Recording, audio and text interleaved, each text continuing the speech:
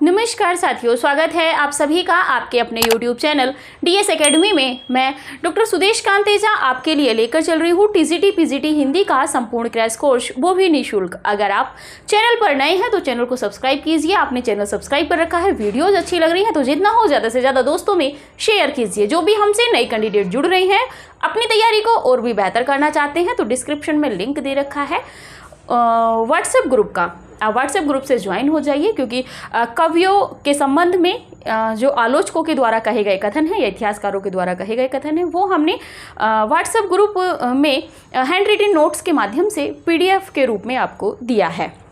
साथ ही उन्हीं नए कैंडिडेट के लिए कहना चाहेंगे कि प्लेलिस्ट बनी हुई है। अगर आप नए जुड़े हैं, 1 या 2 वीडियो से ही जुड़े हैं, तो कोशिश कीजिएगा कि आप प्लेलिस्ट में जाके क्लास संख्या 1 से देखने का प्रयास कीजिए। आपकी तैयारी और भी बेहतर हो जाएगी। और यकीन मानिए, आगामी आने वाली 2-3 महीनों के अंदर में जो परीक्षाएं होंगी उसमें आप निश्चित ही आपको आपकी सफलता मिलेगी। बशर्ते आपको मेहनत करनी पड़ेगी हमारे साथ में भी, और जो हम पढ़ा रहे हैं उसको आपसे 2 से 3 बार आपको रिवीजन करना पड़ेगा। और जितना हो, जब आप क्लास लेने के लिए आते हो, बस इतना सा कहना है आपसे, जब आप क्लास लेने के लिए लिंक ओपन करते हो तो क्लास को लाइक कर दिया कीजिए। और उसी के बाद में आप जब क्लास देख लेते हो, आपको लगता है कि क्लास हमारे लिए उपयोगी थी, महत्वपूर्ण थी, तथ्यों का नया संकलन हमें देखने को मिला है, तो जो भी आपको उचित कमेंट लगे वो कमेंट कर दिया कीजिए, क्योंकि आप ही हमें ऊर्जा देते हैं। ठीक है, चलिए आज हम बात करेंगे कृष्ण काव्य धारा में। हम लोग चल रहे हैं इस समय, और कृष्ण के रूप की जो लीलाएं हैं उनको हम देखते हुए आगे बढ़ रहे हैं। इससे पहले 2 क्लास आ चुकी हैं जिसमें हमने देखा था कृष्ण भक्ति काव्य की जो विशेषताएं थी, या कृष्ण शब्द का उल्लेख कहाँ मिला है, कृष्ण का राधा के साथ में कहाँ उल्लेख मिला था। बहुत विस्तृत हमने देखा था। हमने इतना विस्तृत देखा है कि यहाँ से कृष्ण भक्ति काव्य जब आप पढ़ के हटेंगे, जैसे कि आपने राम भक्ति काव्य को पढ़ा है, तो वहाँ से अगर आप कहीं पे भी कोई पेपर आप उठाते हैं विगत प्रश्न पत्र का या कोई प्रैक्टिस सेट, तो आप राम भक्ति काव्य में जब आप कोई पेपर सोल्व करेंगे, प्रैक्टिस सेट आप सोल्व करेंगे, तो आप देखेंगे कि उन तथ्यों को जिन टॉपिकों को आप पढ़ चुके हैं वहाँ से आपके प्रश्न गलत नहीं होंगे। अगर आपने अच्छे से चीज़ों को पढ़ा है तो, भगा भगा के वीडियो को आपने नहीं देखा है तो। ठीक है, इसी के साथ में आज हम बात कर रहे हैं। इससे पहले वीडियो में हमने देखा था वल्लभ संप्रदाय। वल्लभ संप्रदाय को ही रुद्र संप्रदाय कहा गया था। संस्थापक वल्लभाचार्य जी थे, और इसके विषय में जो अन्य विशेषताएं थी वो भी हमने देखा था कि कृष्ण के किस रूप में मर्यादा पुष्टि मार्ग भी देखा था। पुष्टि मार्ग की स्थापना वल्लभाचार्य जी ने की थी, कब की थी ये भी देखा था हमने। और इसी के साथ में हमने देखा था कि पुष्टि मार्ग होता क्या है और इसमें जीव की क्या अहम भूमिका है, ये सब तथ्यों को हम देख चुके थे। आज हम अगली वीडियो में, यानी कि अगला हमारा चरण था वल्लभाचार्य। तो वल्लभ संप्रदाय के जो संस्थापक थे वल्लभाचार्य जी, आज हम इनके विषय में जानेंगे। वैसे कुछ हम इनके विषय में जान चुके हैं राम भक्ति काव्य में। हम बार बार कह रहे हैं, जहाँ पे हमें लगता है कि हम इन तथ्यों को रिपीट कर सकते हैं और यहाँ से प्रश्न बनते ही हैं, तो हम उन तथ्यों को जल्दी से जल्दी आपके लिए ले आते हैं। जैसे कि राम भक्ति काव्य में हमने शुद्धाद्वैत, राम भक्ति काव्य से पहले हमने देखा था शुद्धाद्वैतवाद। तो शुद्धाद्वैतवाद के जो मुख्य प्रवर्तक के रूप में हमने देखे थे विष्णु स्वामी, लेकिन उसके बाद में पुनः स्थापित जो किया था शुद्धाद्वैतवाद को, वो आपके वल्लभाचार्य जी ने किया था। तो वल्लभाचार्य जी को हमने वहाँ पे भी देखा था। आज फिर हमने वहाँ पे भी हमने बताया था कि हम कृष्ण काव्य में भी वल्लभाचार्य जी को पढ़ेंगे। तो ठीक है, चलिए बात करते हैं वल्लभाचार्य जी पे। जिन्होंने लाइक नहीं किया है लाइक कर दीजिए, नहीं क्लास बंद कर देंगे अन्यथा ना लीजिएगा। हंसी में हमने आपसे कहा है, कभी आपको लगे कि मैम रियल में ही क्लास कहीं बंद ना करते, तो सीरियसली नहीं है, क्लास नहीं बंद होंगी। बस इतना कहना है कि आप क्लास को लाइक कर दीजिए। बात करते हैं वल्लभाचार्य जी की। तो वल्लभाचार्य जी का जो समय है संवत 1535 से 1587 माना जाता है। 1535 से 1587 विक्रम संवत माना जाता है। ये तैलंग ब्राह्मण थे। कैसे ब्राह्मण थे? तैलंग ब्राह्मण थे। कौन? वल्लभाचार्य जी। जितने परीक्षा उपयोगी है उतना ही पढ़िए। इनके गुरु विष्णु स्वामी थे। गुरु कौन थे? वल्लभाचार्य जी के विष्णु स्वामी थे। ये सिकंदर लोदी, दिल्ली का जो बादशाह था, सिकंदर लोदी के समकालीन थे। किसके समकालीन थे? यहाँ से एक प्रश्न बनता है। अब आप फिर से बैक में जाइए, नोट्स को पलटिए और देखिए कि सिकंदर लोदी के समकालीन कौन कौन कवि थे। सूफियों में भी हैं, संतों में भी हैं, राम काव्य में भी हैं, और अब आपको कृष्ण काव्य में भी मिल रहे हैं। तो सबको एक जगह नोट कर लीजिए। ठीक है, आगे बढ़ते हैं। इनकी पत्नी मधुमंगल पत्नी कौन थी इनकी? मधुमंगल नाम है इनकी पत्नी का। वे पुत्र, इनके 2 पुत्र थे, एक थे गोपीनाथ और दूसरे थे विट्ठलनाथ। ठीक है, बता दें विट्ठलनाथ के विषय में यहाँ पे विट्ठलनाथ ने 1565 ईस्वी में अष्टछाप की स्थापना की थी। आगे विस्तृत पढ़ेंगे। अष्टछाप की स्थापना की थी, कृष्ण भक्त कवि थे, स्थापना की थी। इसमें इन्होंने 8 कवि लिए थे, 8 कवियों का समूह था। ठीक है, इसमें इन 8 कवियों में 4 जो थे वो वल्लभाचार्य जी के थे, यानी कि इनके पिता के थे, और 4 शिष्य इनके खुद के थे, यानी कि विट्ठलनाथ के। आगे पढ़ेंगे किन के कौन कौन से शिष्य थे और कौन कौन से नहीं थे, उनका जन्म स्थान आगे और विस्तृत पढ़ेंगे। ठीक है, तो ये विट्ठलनाथ जी थे। आगे बात कर लेते हैं। इन्होंने यानी कि वल्लभाचार्य ने श्रीनाथ जी के मंदिर का निर्माण विक्रम संवत 1576 में गोवर्धन क्षेत्र, यानी कि गोवर्धन क्षेत्र कहें या यहीं पे आप पर्वत भी लिख सकते हैं, में आरंभ करवाया था। कब करवाया था? तो 1576 विक्रम संवत में। कहाँ? गोवर्धन पर्वत पर। तो ये रहा आपका श्रीनाथ जी का मंदिर। किसने? वल्लभाचार्य जी ने। श्रीनाथ जी के मंदिर को पूर्णमल खत्री ने बनाया था। देखिए यहाँ पे है शिल्पकार, बनवाया था वल्लभाचार्य जी ने, बनाया किसने था? पूर्णमल खत्री ने। ये भी जानते रहिए कि ये जो पूर्णमल खत्री हैं, पूर्णमल खत्री ये आपके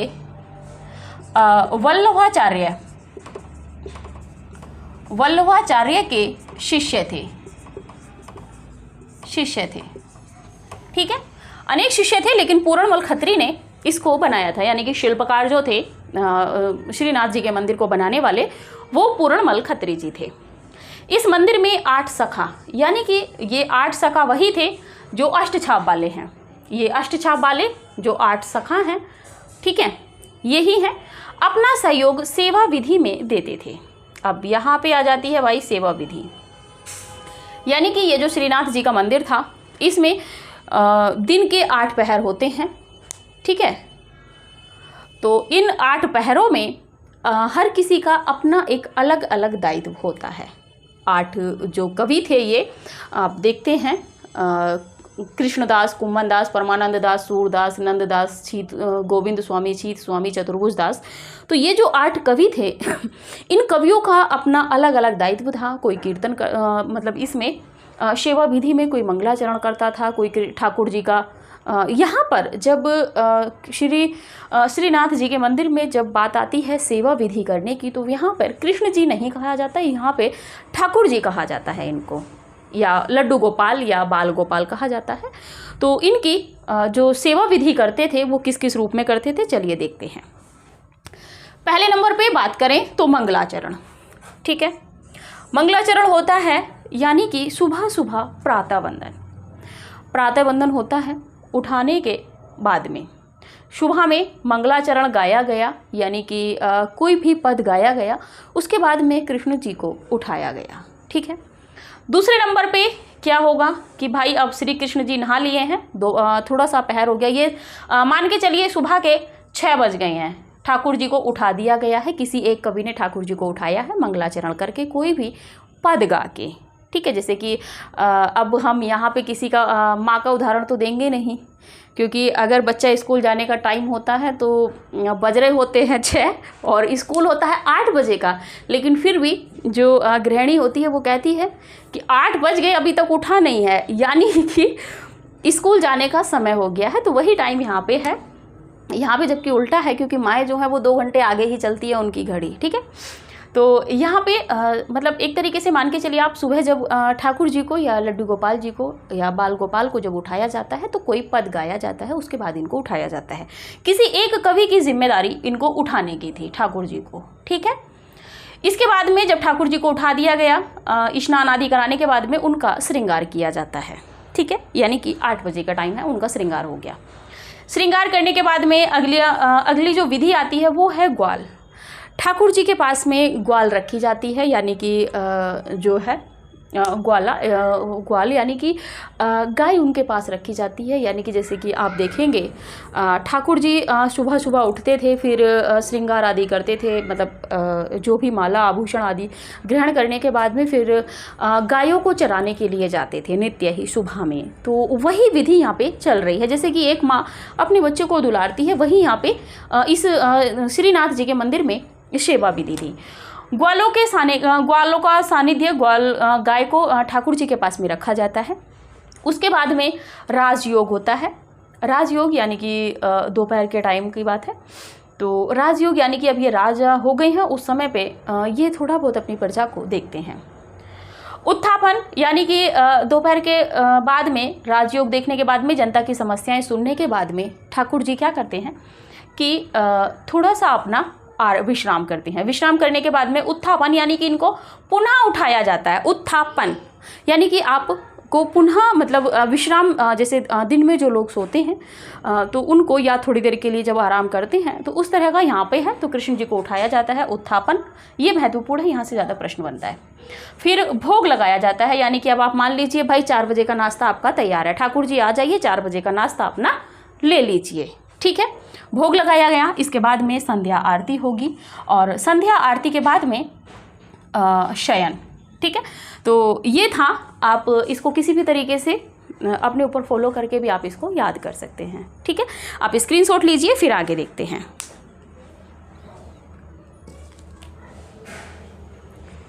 चलिए देखिए, कृष्ण काव्य है आनंद में। जैसे कि कृष्ण जी तो लीलाएं करते थे, लेकिन आप उनकी लीलाओं को आनंद में होके पढ़िएगा तो आपको कुछ भी भारी नहीं लगेगा। अभी आपने 8 की 8 विधि क्रम से आपके याद हो गई होंगी, मुझे नहीं लगता कि अब आप भूल जाएंगे इनको, ठीक है। आगे बात कर लेते हैं। आचार्य रामचंद्र शुक्ल ने इनके द्वारा, आचार्य रामचंद्र शुक्ल ने बल्लवाचार्य के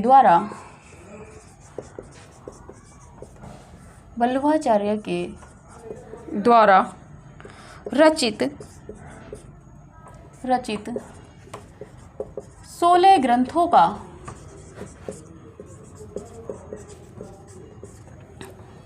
प्रणयन किया है। यानी कि इन्होंने 16 ग्रंथ माने हैं। मुख्य में कौन कौन है, तो पहले में बात कर लेते हैं पूर्व मीमांसा भाष्य।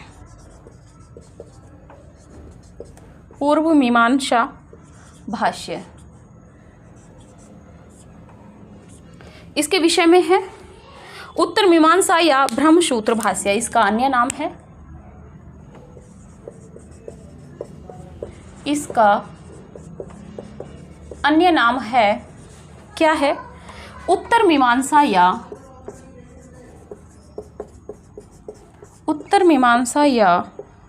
ब्रह्मसूत्र भाष्य। पूर्व मीमांसा भाष्य जैमिनी के, क्षमा कीजिएगा मिस्टेक हो गई, जैमिनी के पूर्व मीमांसा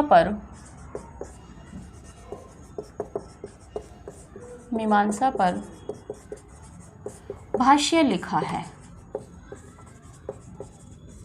ठीक है, आगे बात कर लेते हैं। अणुभाष्य दूसरे नंबर पर है आपका।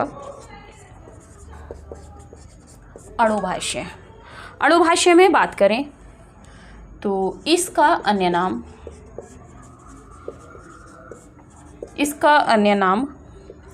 उत्तर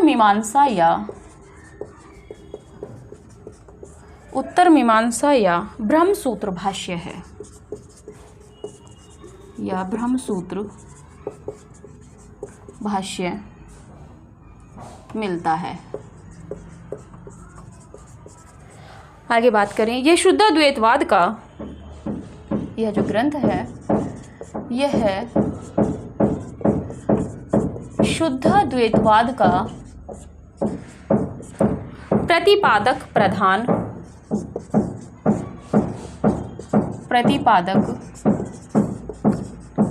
प्रधान दार्शनिक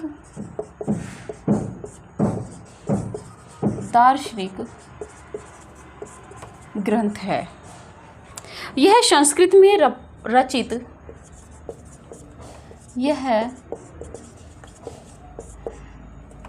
संस्कृत में रचित अपूर्ण ग्रंथ है। यह संस्कृत में रचित है। यह एक अपूर्ण ग्रंथ है। अपूर्ण ग्रंथ है। इस ग्रंथ के अंतिम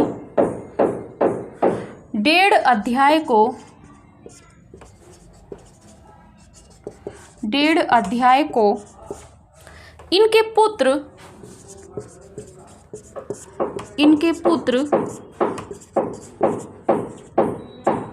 विट्ठलनाथ ने पूरा किया था। विट्ठलनाथ ने पूरा किया था। आगे बात कर ले तीसरे ग्रंथ में, सुबोधिनी टीका।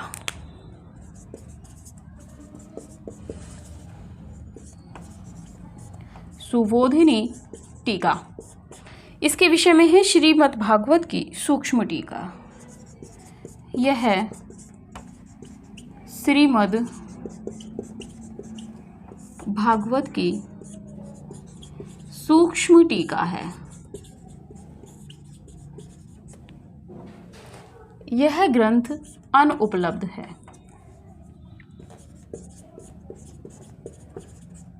यह ग्रंथ अनुपलब्ध है। चलिए बात कर लेते हैं तथ्यों में। वल्लभाचार्य आचार्य रामचंद्र शुक्ल जी ने इनके द्वारा जो रचित ग्रंथ हैं उनकी संख्या 16 मानी है। कितनी मानी है? 16 ग्रंथ माने हैं, जिनमें से जो मुख्य हैं उनके विषय में जान लेते हैं। पहला है पूर्व मीमांसा भाष्य। पूर्व मीमांसा भाष्य, और ये जो है ये जैमिनी के पूर्व मीमांसा पर भाष्य लिखा गया है। जो जैमिनी का जो भाष्य है उस पर लिखा गया है ये भाष्य, ठीक है, यानी कि उसके अनुकरण पर लिखा गया है। प्रश्न सीधे सीधे यहाँ से बनेगा कि वल्लभाचार्य ने जैमिनी के पूर्व मीमांसा भाष्य पूर्व मीमांसा पर अपना कौन सा ग्रंथ लिखा था, ठीक है। तो ये है पूर्व मीमांसा भाष्य। आगे बात कर लेते हैं अणुभाष्य की। अणुभाष्य ये बहुत महत्वपूर्ण है, अनेक बार यहाँ से प्रश्न बना है, इंपोर्टेंट लगाइएगा। इसका अन्य नाम उत्तर मीमांसा, पहला नाम क्या है? उत्तर मीमांसा या ब्रह्मसूत्र भाष्य, ठीक है। तो उत्तर मीमांसा वल्लभाचार्य के किस ग्रंथ का नाम है? तो अणुभाष्य का। और ब्रह्मसूत्र भाष्य किसका नाम है? तो अणुभाष्य का, ठीक है। आगे बात कर लेते हैं। यह शुद्धाद्वैतवाद का प्रतिपादक प्रधान दार्शनिक ग्रंथ है, ठीक है। वल्लभाचार्य द्वारा प्रतिपादित शुद्धाद्वैतवाद का जो दर्शन है वो उनके किस ग्रंथ में मिलता है? तो आपके अणुभाष्य में। आगे बात कर ले। यह संस्कृत में रचित है। अणुभाष्य किस भाषा में रचा हुआ है? तो संस्कृत में है। यह एक अपूर्ण ग्रंथ है। यहाँ से कई बार प्रश्न बना है कि निम्नलिखित में से वल्लभाचार्य द्वारा अपूर्ण ग्रंथ है, या निम्नलिखित में से वल्लभाचार्य द्वारा लिखे गए ग्रंथों में अधूरा ग्रंथ है, या ये कि इसको किसने पूरा किया है, ये भी प्रश्न बने हैं। तो आप देखिएगा कि जो जो अधूरे ग्रंथ हैं, या वो उपन्यास हैं, कहानी है, नाटक हैं, कहानियाँ तो कम हैं, अधिकांशतः नाटक और उपन्यास हैं और विधाएं हैं, तो वो अधूरे हैं। जैसे कि हमने आदिकाल में भी कुछ देखा था, तो चंद्रवरदाई का भी अधूरा था, उनके पुत्र ने जल्हड़ ने पूरा किया। तो यहाँ पर भी है कि यह एक अपूर्ण ग्रंथ है। इस ग्रंथ के अंतिम 1.5 अध्याय, ये बहुत महत्वपूर्ण है। देखिए, पूरा किया है विट्ठलनाथ ने, इनके पुत्र ने, ये तो मानते हैं, लेकिन कितने भागों को किया है? तो यहाँ पे देखिए प्रश्न बन जाएगा, 1.5 अध्याय को इनके पुत्र विट्ठलनाथ ने पूरा किया था। इतना विस्तृत हमें नहीं लगता कि आपने किताबों से अध्ययन करके भी गहन अध्ययन किया होगा। तो इसीलिए कहते हैं कि हम जितना मेहनत कर रहे हैं, थोड़ा सा कोऑपरेट हमारे साथ कीजिए आप। ईमानदारी से हम आपको मतलब एकदम से सीरीज से क्लासेस दे रहे हैं। आपके पाठ्यक्रम में ऐसा नहीं है कि हमने आदिकाल की 4 क्लासेज आपको दे दी, भक्तिकाल की 2 दे दी, ऐसा नहीं है। हम दौड़ भी नहीं रहे हैं। आपकी सुविधाओं के अनुसार आपका जैसा फीडबैक हमें आता है वैसे ही हम क्लासेज आपको देते हैं। तो आप भी थोड़ा सा कोऑपरेट कीजिए। चलिए आगे बात करते हैं। सुबोधिनी टीका, अगली रचना है सुबोधिनी टीका। यह श्रीमद् भागवत की सूक्ष्म टीका है। किसकी? सुबोधिनी टीका किस पर आधारित है? तो श्रीमद् भागवत पर आधारित है, यानी कि उसकी सूक्ष्म टीका, छोटी टीका है। और ये इस ग्रंथ की विशेषता है कि ये अभी अनुपलब्ध है, मिला नहीं है। आप स्क्रीनशॉट लीजिए, फिर आगे बढ़ते हैं।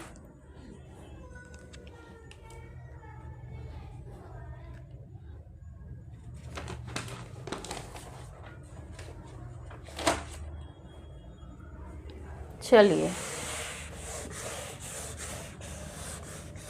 देखिए, आप ही का सपोर्ट है, आप ही का फीडबैक है जो हमें अच्छा करवाएगा, नहीं तो नर्वस तो हम हो ही जाते हैं। कसम से हम अभी आप भी विश्वास नहीं करेंगे, हम उतना सेटिस्फाई नहीं हो रहे जितना हम मेहनत कर रहे हैं।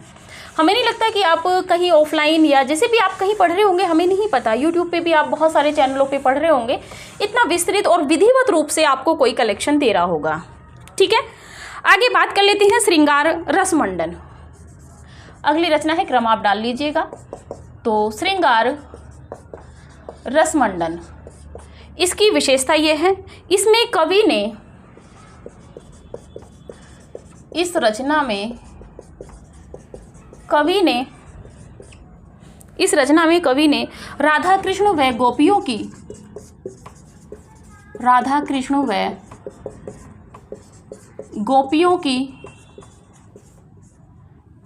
की आध्यात्मिक रासलीला की व्याख्या की है। गोपियों की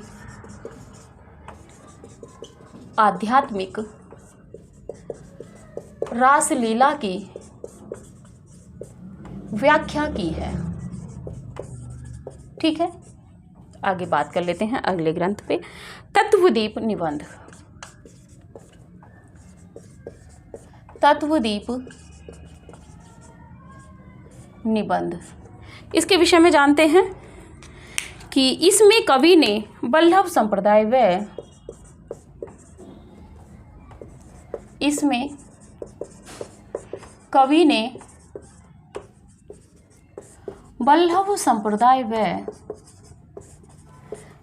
वल्लभ संप्रदाय व अन्य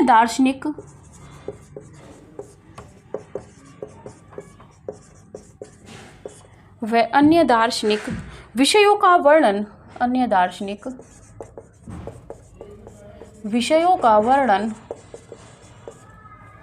ब्रज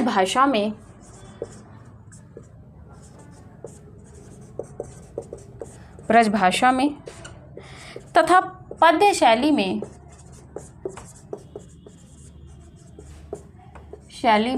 किया है। आगे बात कर लेते हैं थोड़ा सा, एक वल्लभाचार्य ने साधना के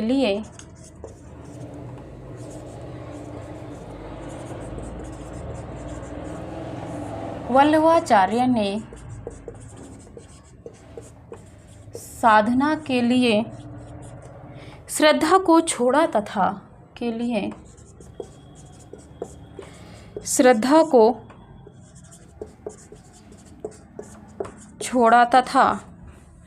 प्रेम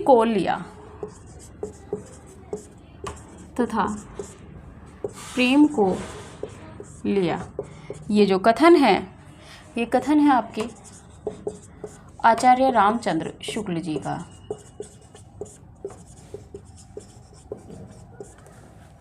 ठीक है, आगे बात कर लेते हैं। इनकी पंक्तियां हैं, देख लेते हैं, क्योंकि अष्टछाप को पढ़ने से पहले या कुंभनदास को, कृष्णदास को, तो देख लेते हैं इनका।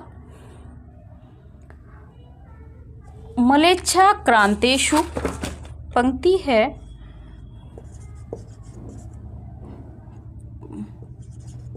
मलेच्छा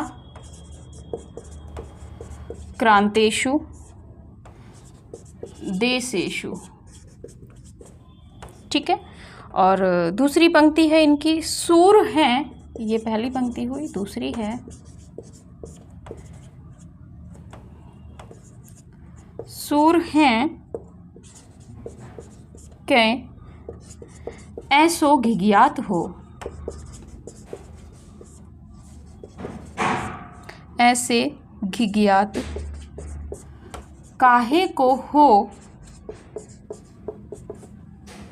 कुछ कछु कछु भगवत लीला वर्णन करिए।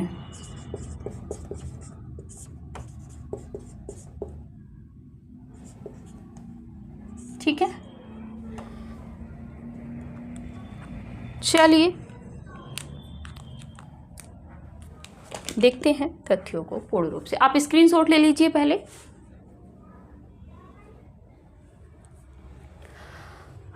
बात करते हैं वल्लभाचार्य जी के अन्य ग्रंथों में। पहले नंबर पे ही बात कर लेते हैं श्रृंगार रस मंडन। श्रृंगार रस मंडन, श्रृंगार रस का मंडन।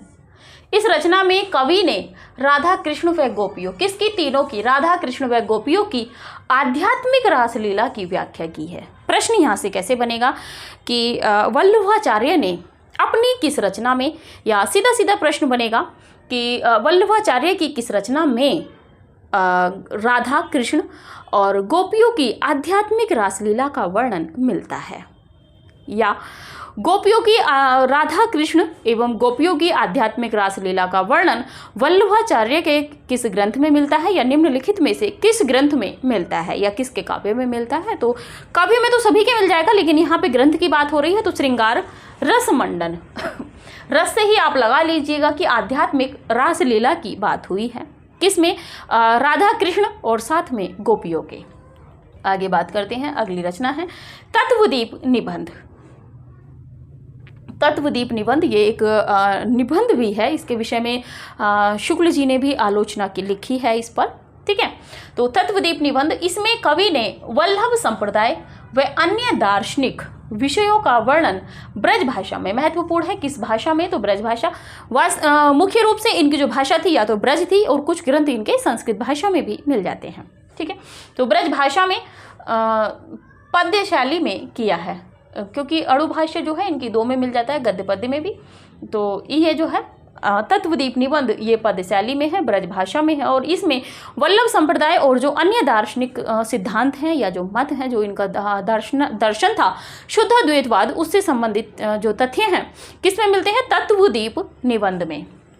आगे बात कर लेते हैं, ये कथन है, महत्वपूर्ण है थोड़ा सा, कि वल्लभाचार्य ने साधना के लिए, आचार्य वल्लभाचार्य ने साधना के लिए श्रद्धा को छोड़ा तथा प्रेम को लिया। इन्होंने जैसे कि आप देखते हैं श्रद्धा और भक्ति, ये शुक्ल जी का निबंध है, लेकिन वल्लभाचार्य जी ने साधना के लिए श्रद्धा को छोड़ दिया है। हमारी आस्था क्या होती है इससे मतलब नहीं है, हम भगवान के जब साधना करते हैं, भगवान की जब उपासना करते हैं, तो उस समय पे हमारी जो श्रद्धा है वो मतलब मायने नहीं रखती है वहाँ पे मायने रखता है कि हम कृष्ण को कितना प्रेम करते हैं। ये कथन जो कहा है, ये कथन कहने वाले हैं आपके आलोचक आचार्य इतिहासकार आचार्य रामचंद्र शुक्ल जी। बाद में बात कर लें, पंक्तियां हैं, दो पंक्तियां इनकी महत्वपूर्ण हैं।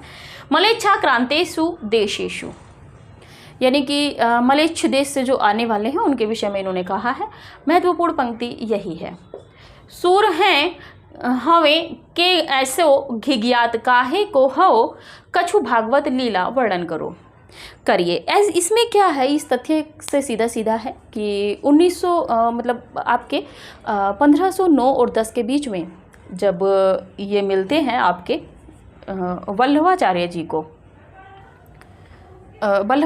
को जब सूरदास मिलते हैं 1509 और या 1510 में, जब ये सूरदास वल्लभाचार्य से शिक्षा ग्रहण करते हैं, दीक्षा लेते हैं और पुष्टि मार्ग में वल्लभाचार्य इनको दीक्षित करते हैं। तो उससे पहले क्या होता है कि ये एक बार गए होते हैं वल्लभाचार्य जी, तो वल्लभाचार्य जी को सूर दास्य भाव के पद गाते हुए मिलते हैं। तो वल्लभाचार्य जी कहते हैं कि सूर हवे के ऐसो घिघियात काहे को हो, कि हे सूर, मतलब सूर ऐसे ही नहीं कहा था, सूरदास नाम तो था ही इनका, लेकिन ये जन्मांध थे, जानते नहीं थे वल्लभाचार्य कि इनका नाम क्या है, लेकिन सूर कह दिए थे।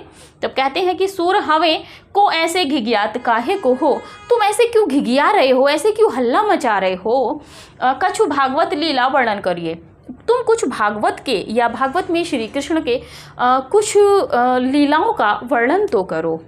इससे पहले माना जाता है कि जो सूरदास है, सूरदास की जो भक्ति है वो माधुर्य सख्य भाव की है। लेकिन सख्य भाव से पहले जो इनकी भक्ति थी, इस पद के माध्यम से अगर कभी पूछा जाता है कि सूर की भक्ति किस प्रकार की थी, देखिए अगर ये पद दिया गया है और इस पद में अगर पूछे कि इस पद में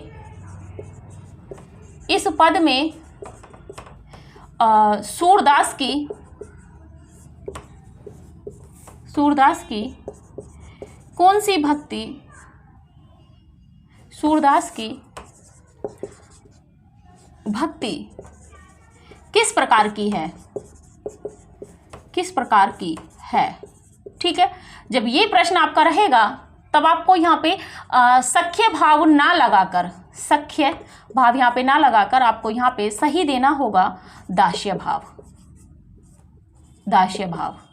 क्योंकि यहाँ पे जो सही होगा वो दास्य भाव होगा, क्योंकि इस पद में सूरदास की दास्य भाव की भक्ति के विषय में ही वल्लभाचार्य जी ने कहा है। वैसे जो कवि हैं माधुर्य भाव के हैं, लेकिन इसी के साथ वो माधुर्य भाव के नहीं, क्षमा कीजिएगा, माधुर्य तो मीराबाई हैं, सख्य भाव के हैं, लेकिन उसके बाद भी यहाँ पे इनकी दास्य भाव की भक्ति परिलक्षित होती है। या ये भी प्रश्न बन सकता है कि वल्लभाचार्य से मिलने से, वल्लभाचार्य के संपर्क में आने से पहले सूरदास की भक्ति कैसी थी, तो वो भी दास्य भाव की ही वहाँ पे विकल्प रहेगा, क्योंकि एक्सपर्ट अब सीधे सीधे आपसे नहीं पूछेगा सूरदास की भक्ति कैसी है। ये प्रश्न बहुत पुराना हो गया है, जो पुराने प्रश्न हैं उनको एक तरफ उठा के रख दीजिए, जो सरल प्रश्न है वो तो आपको याद ही है। थोड़ा सा तथ्यों में परिवर्तन करके तब आप देखिए, तो ठीक है। फिर आज के लिए इतना ही, क्योंकि शूर के विषय में, कुम्मन दास, बाकी अष्टछाप कवियों के विषय में अभी पहले हम अगली वीडियो में देखेंगे।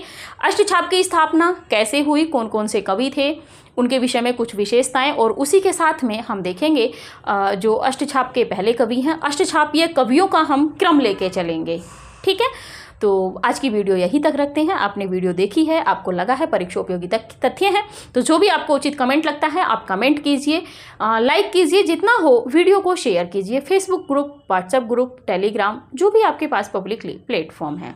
तो ठीक है, आज के लिए इतना ही। मिलते हैं अगली वीडियो में नए तथ्यों के साथ में, और भी आनंदित होकर पढ़ेंगे।